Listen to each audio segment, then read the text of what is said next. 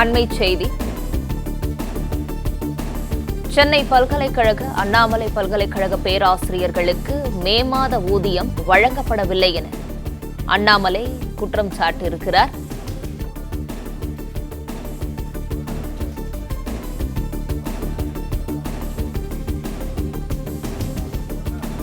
பேராசிரியர்கள், ஊழியர்கள், ஓய்வூதியதாரர்கள் போராடும் நிலைக்கு தள்ளப்பட்டுள்ளதாக அண்ணாமலை விமர்சித்திருக்கிறார்.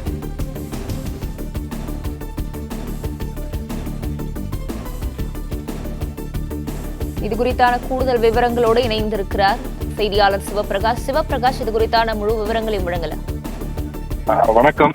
சென்னை பல்கலைக்கழகம் மற்றும் அதே போல அண்ணாமலை பல்கலைக்கழகம் ஆகியவற்றில் பேராசிரியர்களாக பணிபுரியவர்கள் மற்றும் அலுவலக ஊழியர்களுக்கு கடந்த மே மாத சம்பளத்தை இன்னும் வழங்காத காரணத்தினால் அவர்கள் தொடர்ந்து கடந்த 4 தினங்களாக போராட்டத்தில் ஈடுபட்டு வருகின்றனர். வழக்கமாக அந்த ஒவ்வொரு மாத இறுதி நாட்களிலும் வழங்கப்படக்கூடிய அந்த சம்பளமானது இன்னும் அவர்களுக்கு வழங்கப்படவில்லை. இது ஏற்கனவே இந்த சென்னை பல்கலைக்கழகத்தில் துணைவேந்தர் இல்லாததன் காரணமாக நிர்வாக குழு அமைக்கப்பட்டு அந்த நிர்வாக குழுவின் செயல்பாடுகள் மற்றும் அவர்களது இன்ஸ்ட்ரக்ஷன் அடிப்படையில் தான் இந்த பல்கலைக்கழகமானது செயல்பட்டு வருகிறது.